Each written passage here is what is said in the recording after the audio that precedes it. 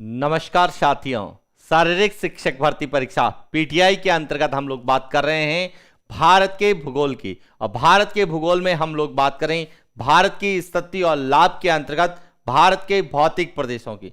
और भारत के भौतिक प्रदेशों में हम लोग अध्ययन कर रहे थे उत्तर के विशाल मैदान का।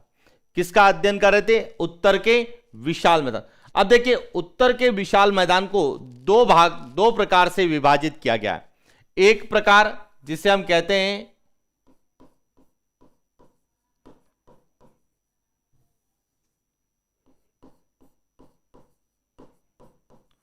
प्रादेशिक वर्गीकरण,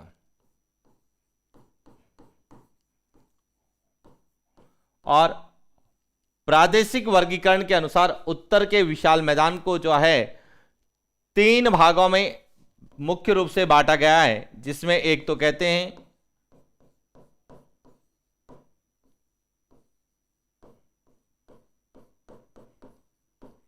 पंजाब का मैदान, दूसरा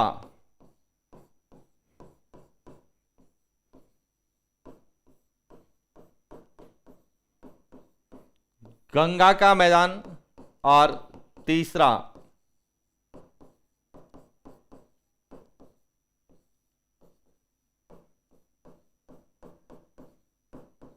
ब्रह्मपुत्र का। और यदि हम चौथा लिखते हैं तो लिखते हैं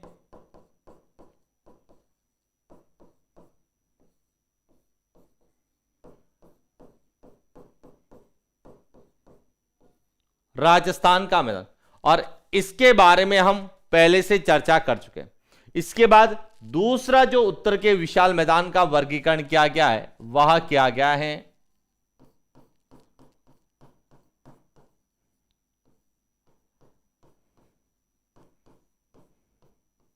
भौतिक लक्षण के आधार पर। और भौतिक लक्षण के आधार पर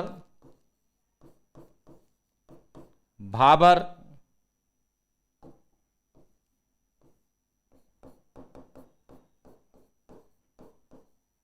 तराई,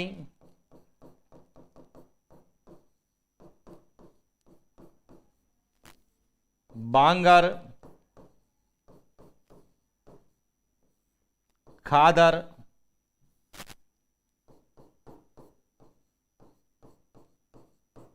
और डेल्टा, यह 5 भागों में जो है उत्तर के विशाल मैदान को भौतिक लक्षणों के आधार पर विभाजित किया गया।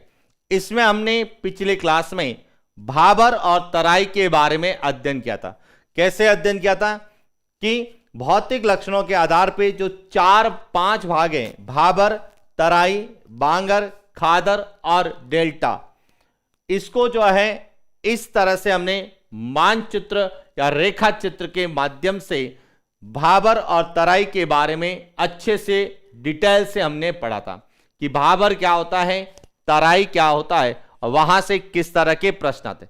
अब हम आज बात करने वाले हैं सबसे पहले बांगर के बारे में कि बांगर क्या है, उसके बाद खादर, उसके बाद डेल्टा, और उसके बाद यहां से कैसे प्रश्न पूछे जा सकते हैं उन पे बात करें।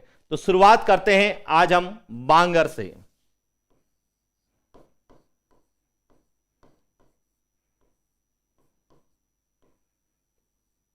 सबसे पहले तो बांगर क्या है?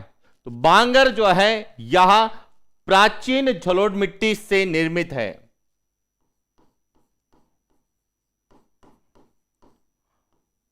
प्राचीन जलोढ़ मृदा से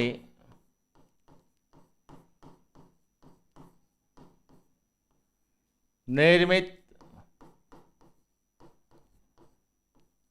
यानी कि बांगर जो है यह प्राचीन जलोढ़ मिट्टी का क्षेत्र होता है। इसीलिए कई बार डायरेक्ट पूछा जाता है कि प्राचीन जलोढ़ मृदा का मैदान क्या कहलाता है?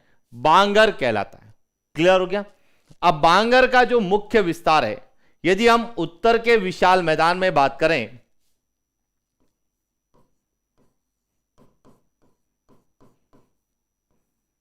बांगर का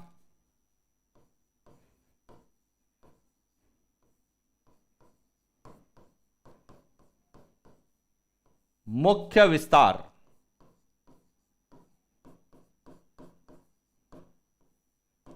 पंजाब और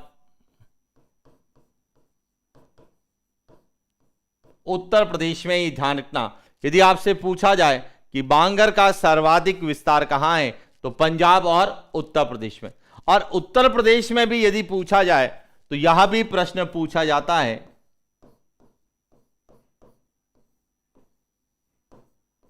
गंगा के मैदान में, गंगा के मैदान में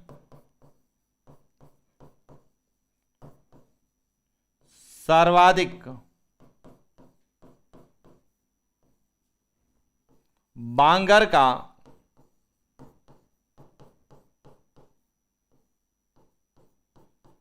विस्तार है। यानी कि मुख्य रूप से यह पंजाब और उत्तर प्रदेश में, लेकिन यदि हमें पूछा जाए कि गंगा के मैदान में सबसे ज्यादा कौन सी मिट्टी पाई जाती है, तो प्राचीन जलोढ़ मिट्टी बांगर पाई जाती है।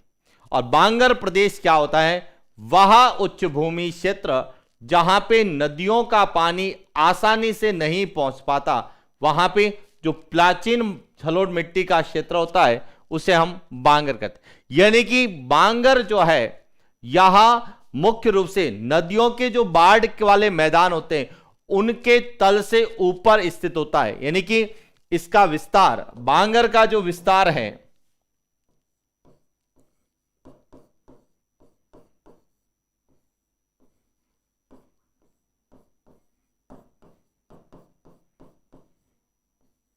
बांगर का विस्तार यहां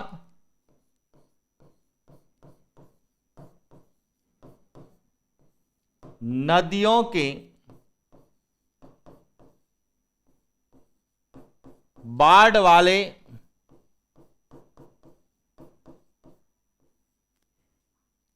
मैदान के तल से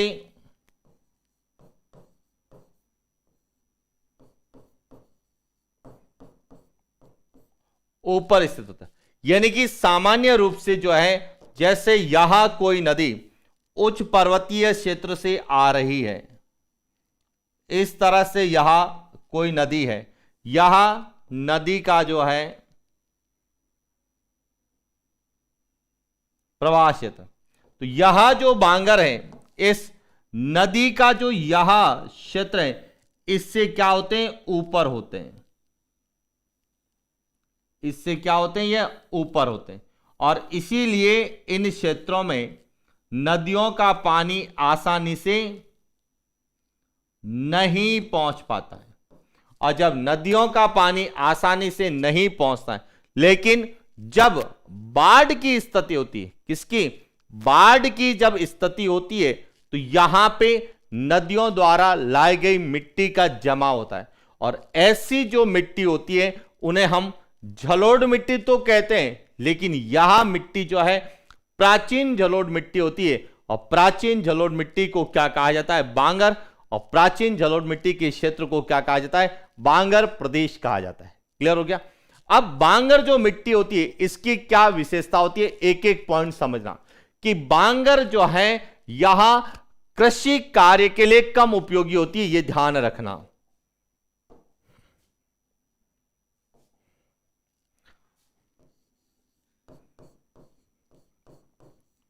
बांगर कृषि कार्य के लिए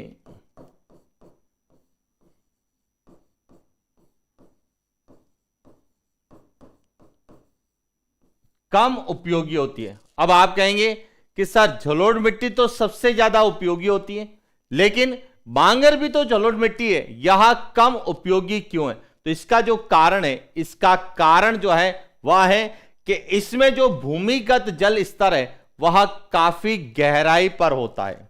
क्या होता है?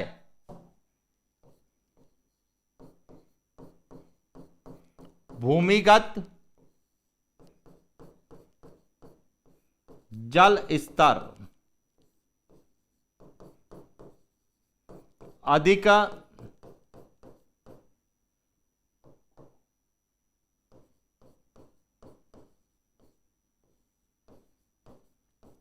गहराई पर होता है और भूमिगत जल स्तर अधिक गहराई पे होता है, तो फसल को जो आवश्यक पानी चाहिए वह भूमिगत जल से प्राप्त नहीं हो पाता, इसीलिए यह कृषि के लिए कम उपयोगी होती है। और इसका जो कारण है वह कारण भूमिगत जल अधिक गहराई पर है। जबकि भूमिगत जल अधिक गहराई पे क्यों होता है, तो इसका कारण है क्योंकि यह जो है नदियों के मैदान वाले जो तल है उससे क्या होते हैं, ऊपर होते हैं। तो नदियां इस तरह से चलती है, यहां ऊपर होते हैं, तो नदियों का पानी जो है वह नीचे की ओर जाता है, लेकिन यहां ऊपर होते हैं तो भूमिगत जल तक यहां पहुंच नहीं पाते हैं, यानी कि जो फसल है वह भूमिगत जल तक नहीं पहुंच पाती है या वहां से जल प्राप्त नहीं कर पाती है, इसीलिए यह जो है कम उपयोगी या कृषि कार्य के लिए कम उपयोगी। साथ ही इसमें भी कंकर पत्थर पाया जाता है। वास्तव में तो कंकर पत्थर वाली पूरे जो जलोढ़ मिट्टी का क्षेत्र है उसे हम भाबर कहते हैं, लेकिन बांगर में भी कंकर पत्थर क्या होते हैं, पाए जाते हैं।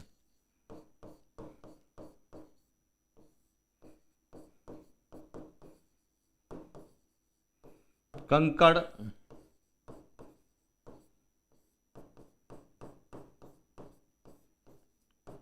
दूसरा कारण है कि इसमें जो है कंकर पाए जाते हैं, इसीलिए यह जो है कृषि कार्य के लिए कम उपयोग। और तीसरा और सबसे इंपॉर्टेंट है कि जो शुष्क और अर्ध शुष्क जलवायु क्षेत्र है वहां पर बांगर जो मिट्टी है इसमें सारे तत्वों की बढ़ जाती है, सारे तत्वों की या जो लवणीय तत्व है उनकी मात्रा में वृद्धि होती है और उस कारण जो है वह मिट्टी क्षारीय या लवणीय मिट्टी में परिवर्तित हो जाती है, जिसे हम रेहा या कल्लर कहते हैं। यानी कि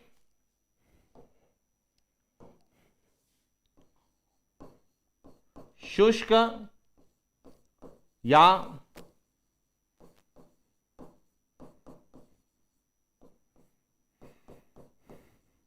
अर्ध शुष्क जो प्रदेश होते हैं, शुष्क और अर्ध शुष्क प्रदेशों में तापमान की अधिकता के कारण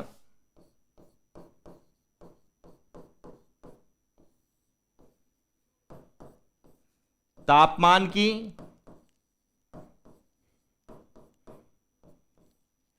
अधिकता के कारण जो है इसमें लवणीय या क्षारीय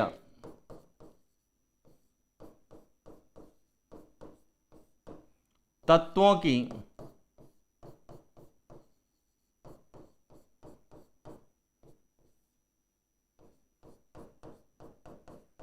प्रधानता हो जाती है कि शुष्क और अर्ध शुष्क प्रदेशों में तापमान अधिक होता है तो जल वाष्प बन के उड़ जाता है और इस मिट्टी में लवणीय और क्षारीय जो भूमि के लवण और क्षार है उनकी मात्रा में वृद्धि हो जाती है और जिसके कारण मिट्टी कैसी हो जाती है, क्षारीय हो जाती है। मृदा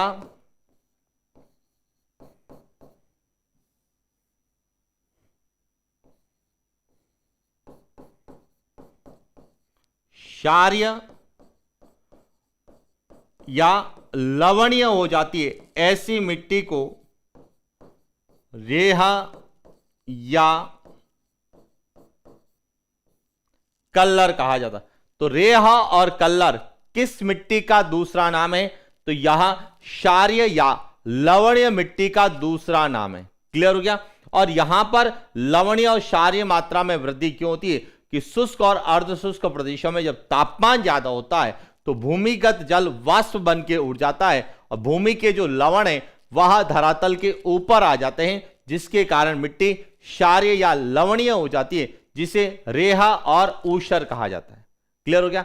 और बांगर प्रदेश में एक और ध्यान रखना कि बांगर प्रदेश में अपक्षय के कारण भूमि के ऊपर मुलायम मिट्टी नष्ट हो जाती है और कंकर पत्थर भूमि मिलती है। ऐसी भूमि को जो है क्या कहा जाता है, भूड़ कहते हैं। कि बांगर में जो कंकर पत्थर पाए जाते हैं उस मिट्टी को क्या कहा जाता है, भूड़ कहा जाता है। क्या कहा जाता है, भूड़। अब भूड़ क्या होता है समझना कि जब बांगर प्रदेश में अपक्षय के कारण भूमि की जो ऊपरी मिट्टी है, मुलायम मिट्टी धीरे धीरे नष्ट हो जाती है और जब ऊपर की मिट्टी नष्ट हो जाती है तो कंकर वाली मिट्टी हमें मिलती है, और कंकर वाली जो मिट्टी होती है उसे हम क्या कहते हैं, भूड़ कहते हैं। तो ध्यान रखना, भूड़ जो है यहां बांगर मिट्टी ही होती है, कंकड़ वाली जो बांगर मिट्टी होती है उसे भूड़ कहते हैं।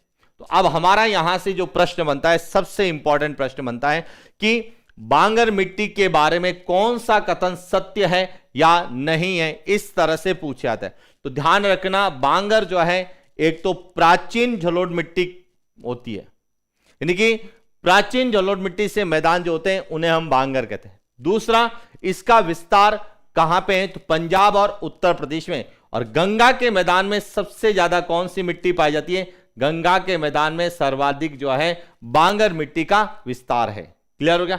अब बांगर मिट्टी जो है यहां कृषि कार्य के लिए कम उपयोगी है। क्यों है, इसका सबसे पहला कारण, एक तो जो है इसका विस्तार नदियों के बाढ़ वाले मैदानी तल से ऊपर होता है। क्लियर हो गया। इस कारण नदियों का पानी आसानी से नहीं पहुंच पाता।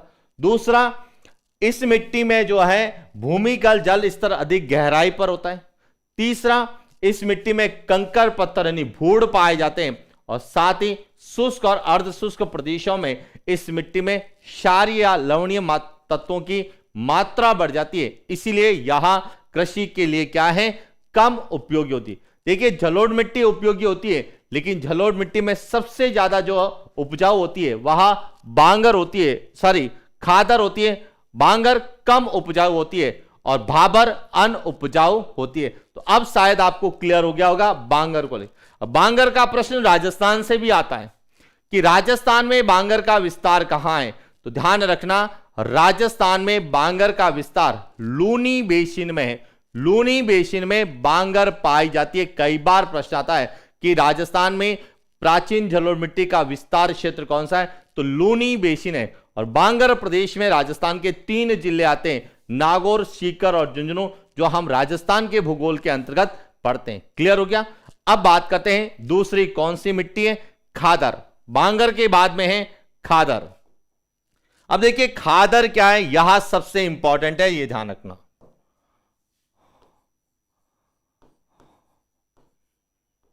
खादर जो है यह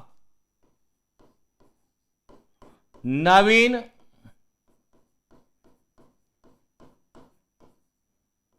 जलोढ़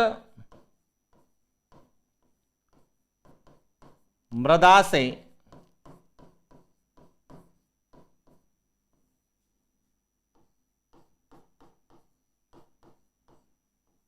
निर्मित, यानी एक तरह से बांगर का विपरीत होता है कि बांगर जो है प्राचीन जलोढ़ मिट्टी का क्षेत्र होता है, जबकि खादर जो है यहां नवीन जलोढ़ मिट्टी का क्षेत्र। अब यहां कहां पाई जाती है, तो यहां जो है मुख्य रूप से पूर्वी उत्तर प्रदेश, बिहार और पश्चिम बंगाल में पाई जाती है। यानी कि खादर का विस्तार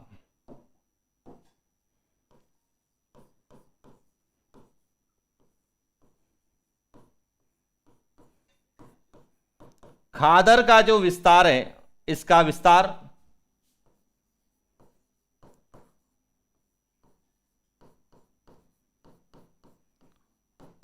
पूर्वी उत्तर प्रदेश,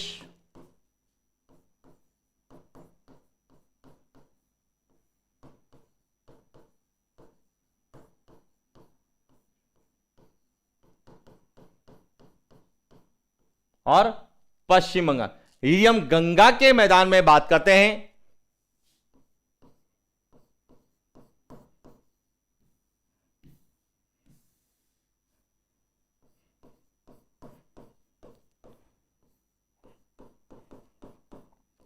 निम्न गंगा के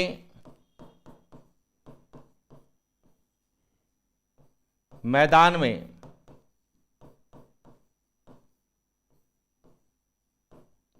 खादर का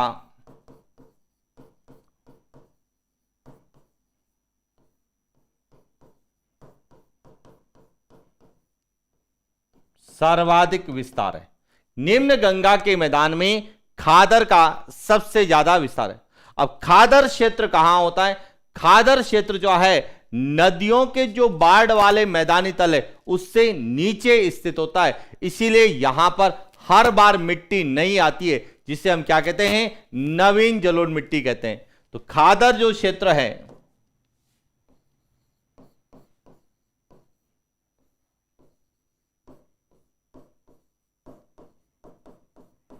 खादर जो विस्तार होता है, नदियों के जो बाढ़ वाले जो क्षेत्र होते हैं उसके निचले हिस्से में होता है।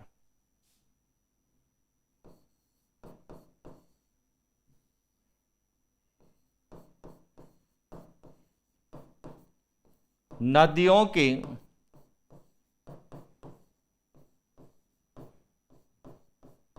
बाढ़ वाले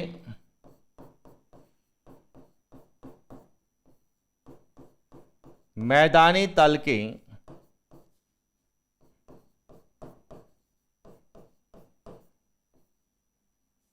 निचले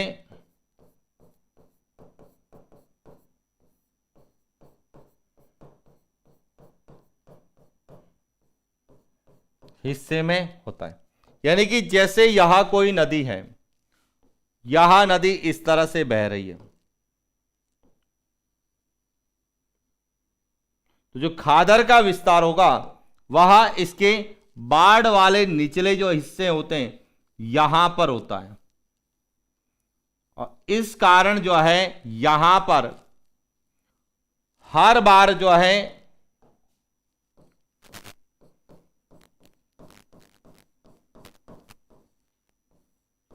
जलोढ़ मृदा की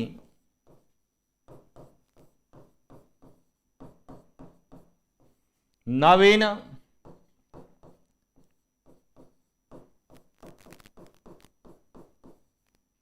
परत का जमा होता है, और इसीलिए यहां जो है नवीन जलोढ़ मिट्टी का मैदान होता है। अब ध्यान रखना, खादर भूमि को चीका की अधिकता, खादर में जो चीका की क्या है, अधिकता होती है, इसीलिए इसमें नमी धारण करने की क्षमता होती है। खादर में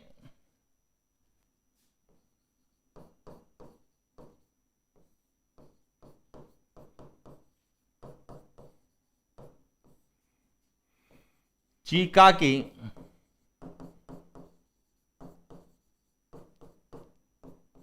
अधिकता के कारण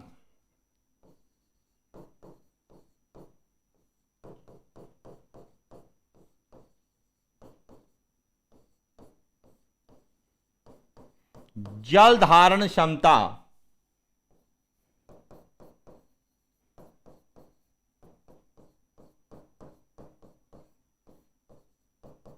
अधिक होती है। यानी कि खादर में जो है चिकनी मिट्टी की ज्यादा होती है, और चिकनी मिट्टी में जल धारण करने की क्षमता ज्यादा होती है। तो जो जलोढ़ मिट्टी हम लोग पढ़ रहे हैं, चाहे वो बाबर है, तराई है, खादर है, बांगा है, इन सभी में जलोढ़ मिट्टी में जल धारण करने की क्षमता ज्यादा किसमें होती है, खादर में। और इसीलिए खादर जो है सबसे ज्यादा जो है उपजाऊ होती है, और इसे कृषि कार्य के लिए उपयुक्त माना जाता है। क्यों माना जाता है? क्योंकि इसका भूमिगत जल स्तर क्या होता है, उच्च होता है।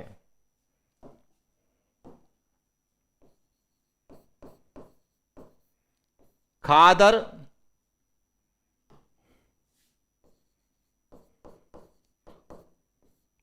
कृषि कार्य के लिए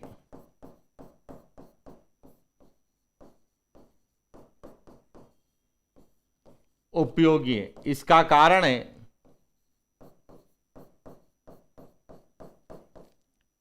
भूमिगत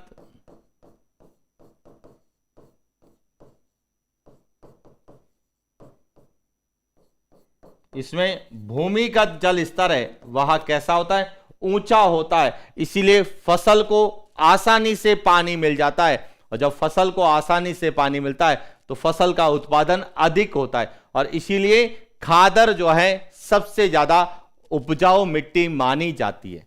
जलोढ़ मिट्टी में सबसे ज्यादा उपजाऊ कौन सी होती है, खादर होती है। और खादर में सबसे ज्यादा खाद्यान्न और दलहन, तिलहन और गन्ने का उत्पादन होता है। ध्यान रखना, इस मिट्टी में कौन कौन सी फसलें होती है यह विशेष रूप से याद रखना।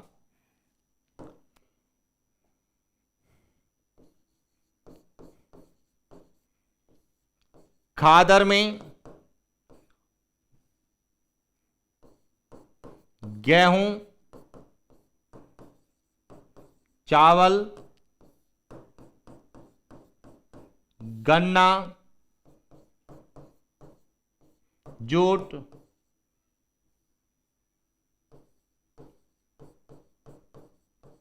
दलहन और तिलहन का जो है उत्पादन अधिक होता है।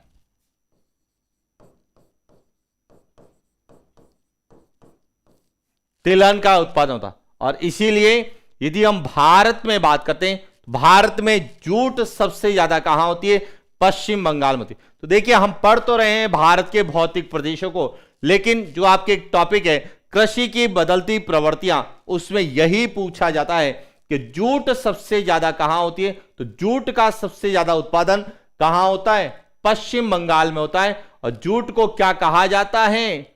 गोल्डन फाइबर, सुनहरा रेशा कहा जाता है। और जूट उत्पादन को बढ़ावा देने के लिए जो है गोल्डन फाइबर रिवॉल्यूशन, सुनहरी क्रांति हुई थी। सुनहरी रेशा क्रांति बहुत बार पूछा जाता है कि सुनहरी रेशा क्रांति का संबंध किससे? जूट उत्पादन को बढ़ावा देने के लिए। भारत में जूट का सबसे ज्यादा उत्पादन पश्चिम बंगाल में होता है, निचली गंगा के मैदान में होता है। और क्यों होता है? क्योंकि हमने लिखा है निम्न गंगा के मैदान में खादर का सर्वाधिक विस्तार होता है और खादर का जहां सबसे ज्यादा विस्तार होता है वहां जूट का उत्पादन सबसे ज्यादा होता है। इसीलिए जूट सबसे ज्यादा भारत में कहां होती है?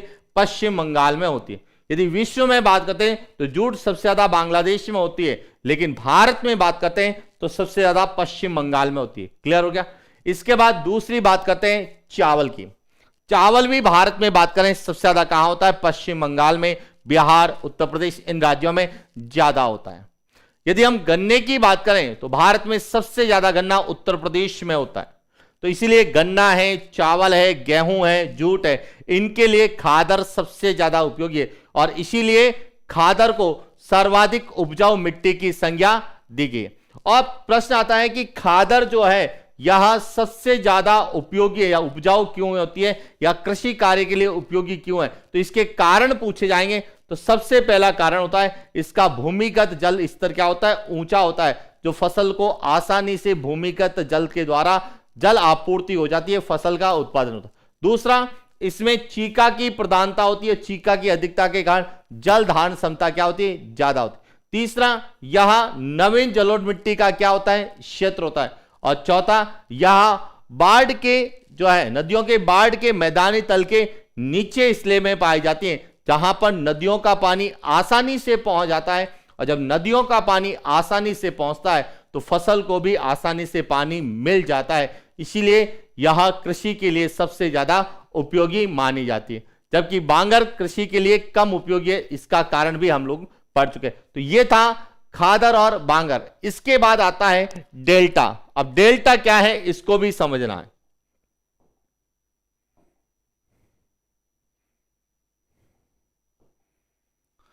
अब बात करते हैं डेल्टा की।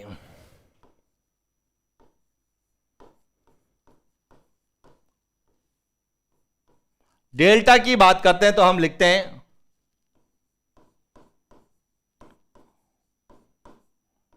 नदियों द्वारा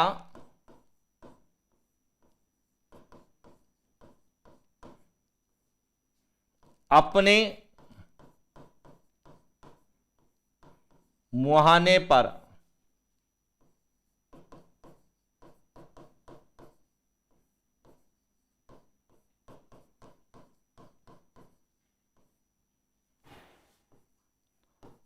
अवसाद का जमाव करती है, जिसे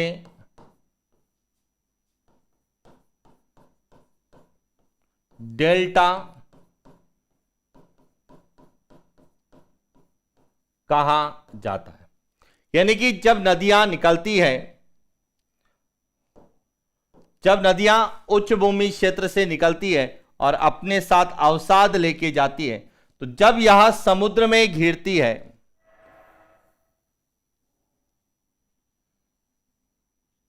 समुद्र में घिरने से पहले यह अपने साथ जो भी अवसाद लाती है उसको समुद्र के किनारे पर यानी कि अपने मुहाने पर क्या करती है?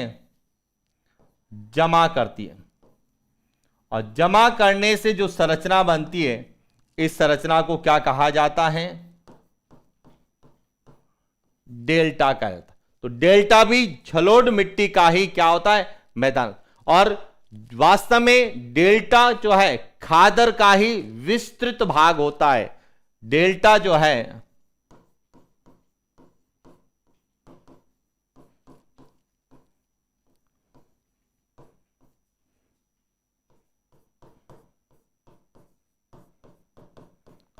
खादर का ही विस्तार क्षेत्र होता है, यहां अलग से नहीं होती है। जब खादर का विस्तार जो है नदी के मुहाने तक हो जाता है तो उसे हम क्या कहते हैं? डेल्टा कहते हैं। और भारत में यदि हम बात करें डेल्टा का सर्वाधिक विस्तार,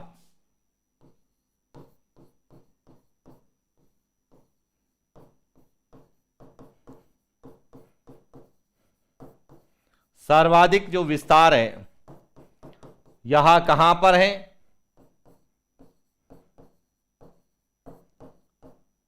भारत में डेल्टा का जो विस्तार है वह सबसे ज्यादा पश्चिम बंगाल में,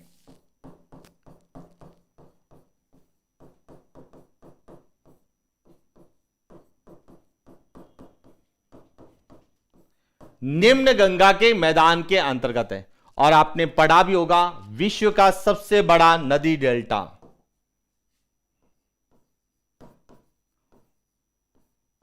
विश्व का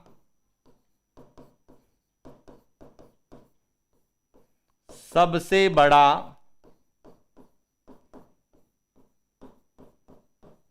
नदी डेल्टा कौन सा है?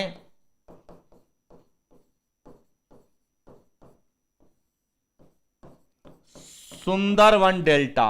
यह गंगा और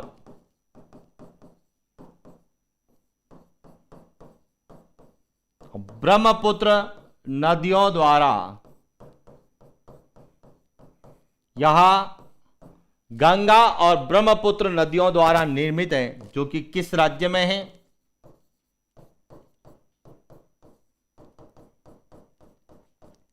पश्चिम बंगाल में। तो विश्व का जो सबसे बड़ा नदी डेल्टा है वह सुंदरवन डेल्टा है, जो कि गंगा और ब्रह्मपुत्र नदियों द्वारा निर्मित है, और यह किस राज्य में है? पश्चिम बंगाल में। इसीलिए हम कहते हैं कि डेल्टा का जो सर्वाधिक विस्तार है वह किस राज्य में है? पश्चिम बंगाल में है, निम्न गंगा के मैदान में। वास्तव में डेल्टा कोई अलग संरचना नहीं होती है। जब नदियां उच्च भूमि क्षेत्र से आती है तो अपने साथ अवसाद लेके आती है, जलोढ़ लेके आती है, चट्टानें लेके आती है, मिट्टी लेके आती है, और उन मिट्टी को समुद्र में गिरने से पहले जो है उसके किनारे पर या मुहाने पर जमा कर देती है, जिसे हम डेल्टा कहते हैं। डेल्टा के भी अलग अलग प्रकार हैं जो हम नदियों के अपवाह तंत्र के अंतर्गत पढ़ते हैं। पंजा का डेल्टा होता है, छापा का डेल्टा होता है, कई प्रकार के डेल्टा होते हैं। लेकिन जो हमें पूछा जाता है कि विश्व का सबसे बड़ा नदी डेल्टा कौन सा है? सुंदरवन डेल्टा है। और सुंदरवन डेल्टा क्यों कहते हैं? क्योंकि यहां पर सुंदरी वृक्ष की प्रधानता होती है, और सुंदरी वृक्ष की प्रधानता के कारण ही इसे सुंदरवन डेल्टा के नाम से जाना जाता है। अब यह ध्यान रखना, डेल्टा जो है यह निम्न गंगा के मैदान में पाया जाता है। जब यह उच्च भूमि में पाया जाता है तो इसे 4 की संज्ञा दी जाती है। 4 कहते हैं, क्या कहते हैं? 4। यहां उच्च भूमि में जो डेल्टाई क्षेत्र होता है उन्हें 4 कहते हैं, और निम्न भूमि क्षेत्र में जो होते हैं उन्हें हम डेल्टा कहते हैं। और डेल्टा जो है यहां खादर का ही विस्तार होता है, कि जब खादर का विस्तार नदियों के मुहाने तक हो जाता है तो उसे हम क्या कहते हैं? डेल्टा कहते हैं। तो यह था आज का हमारा सेशन, जिसमें हमने उत्तरी विशाल मैदान के बारे में चर्चा की कि भौतिक लक्षणों के आधार पर उत्तर के विशाल मैदान को 5 भागों में बांटा गया है: भाबर, तराई, बांगर, खादर और डेल्टा। जिसमें पिछली क्लास में हमने बांगर और खादर, भाबर और तराई के बारे में पढ़ा था, और इस क्लास में हम लोगों ने जो है बांगर, खादर और तराई जो है डेल्टा के बारे में पढ़ा, और यहां से क्या क्या प्रश्न बनते हैं उन पर हम लोगों ने बात की। और यहां से जो प्रश्न आते हैं वहां हमें जो है कृषि की उपयोगिता के आधार पर कौन सी उपयोगी है, कौन सी उपयोगी नहीं है, वह पूछे जाते हैं। और जब डेल्टा में प्रश्न आता है तो हमें सबसे ज्यादा पूछा जाता है सुंदरवन डेल्टा या विश्व का सबसे बड़ा नदी डेल्टा कौन सा है। तो यह था आज का हमारा सेशन और इसी के साथ हमारा जो है उत्तरी पर्वतीय प्रदेश उत्तर के विशाल मैदान का जो पोर्शन था वह कंप्लीट होता है।